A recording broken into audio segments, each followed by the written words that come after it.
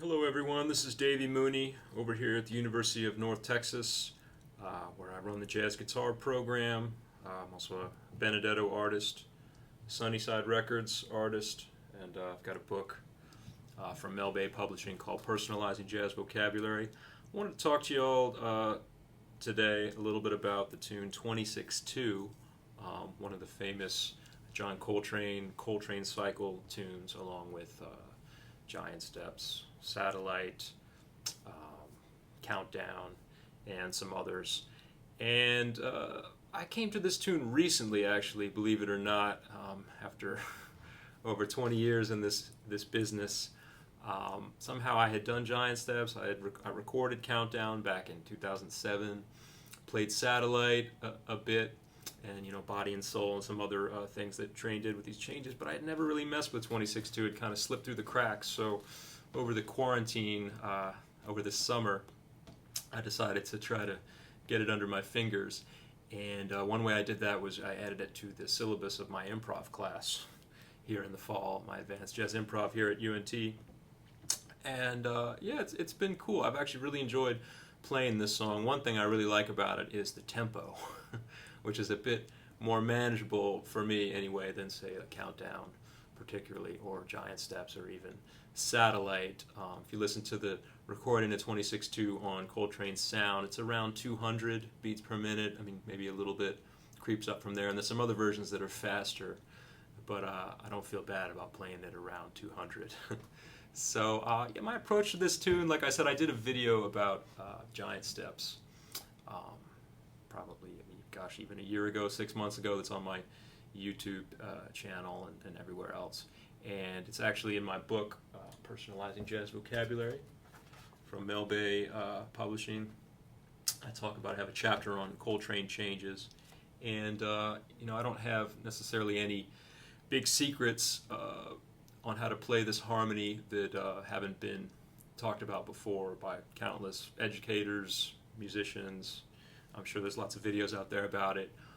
My main technique or trick, maybe if you want to call it, is what I call in the book negative guide tones, which means basically common tones. I try to look for, since these chords move around so much, I try to look for notes that don't move. And it's kind of an aesthetic choice. I tell my students, if the harmony jumps around a lot or it's very busy, I kind of try to make my solo, my improvisation sound simple or simpler, and vice versa. If the tune is fairly static in terms of harmonic movement, I'll do more substitute progressions and different things like that to kind of make it sound a bit more complicated harmonically. So yeah, like for instance, and you can hear it, if you listen to the first thing Coltrane plays in his solo on this tune, on Coltrane's Sound, the harmony goes F major, A flat 7, D flat major, E major, A major, C7, F, E7 major. And he plays this beautiful little melody. He goes, which I love so much because it's beautiful, for one thing. It's got this whole tone sound against the harmony, so you kind of have...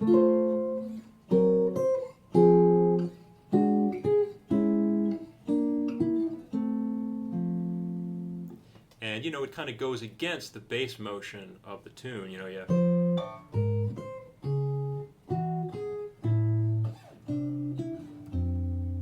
So it's a nice, I don't know if that's exactly contrary motion, but a different type of motion, a descending motion against the bass line that's kind of ascending, jumping all over the place, I love that, and I try to achieve that, things like that in my playing. I mean, that's not exactly common tones, but the idea that the melody is moving in descending in whole steps, not really jumping around as much as the chords. And so I might look for things like the fact that the note F works for the first 3 chords. It's perfectly consonant, and then you can just move to an E natural on the E7, and then you can stay on E natural for the next few chords. So like that toggle between F and E is very effective to me. And I don't just play those notes, but I can use those notes as things to pivot off of with chord fragments, arpeggios, even some chromaticism. I might go like.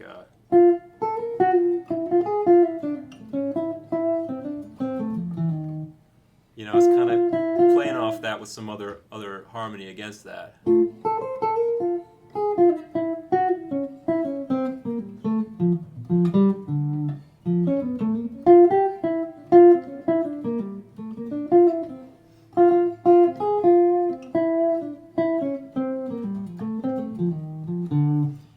It gives me something to hold on to, literally.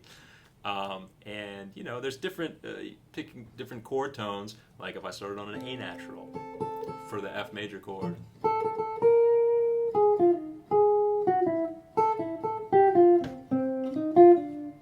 I could toggle between A natural works on the F major to an A flat, which works on A flat 7, and D flat major and E7, enharmonically.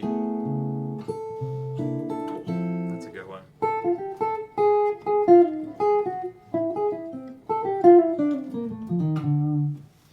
So that's something I do.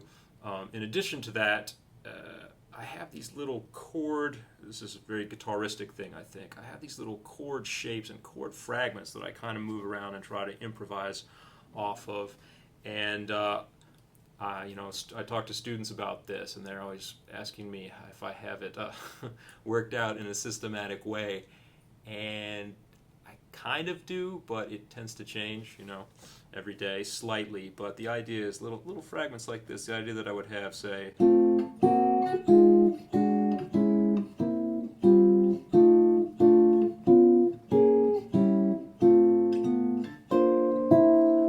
so that's the first A section for F major, for A flat 7, and the idea being I try to have sort of smooth voice leading, and again the overriding principle is the least amount of movement. So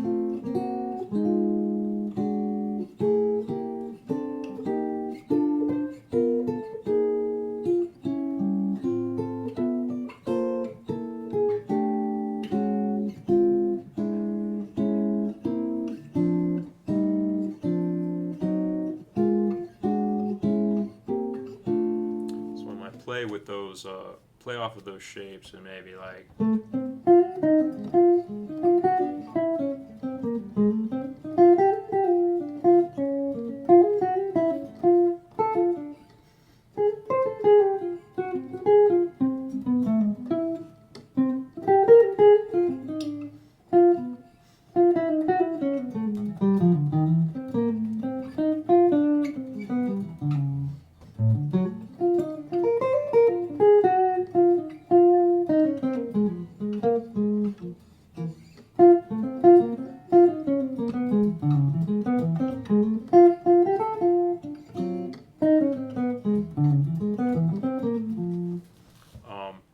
And I'm just kind of trying to connect them together in a smooth way, and have a little bit of, in my, I think I mentioned it in this book, but in my dissertation back at NYU, I talked about this in Joe Pass's playing, the idea of Contouric Variety, just the idea of having some movement in the lines that I'm playing so that it's not all half steps and whole steps in a scalar approach. And then I jump around.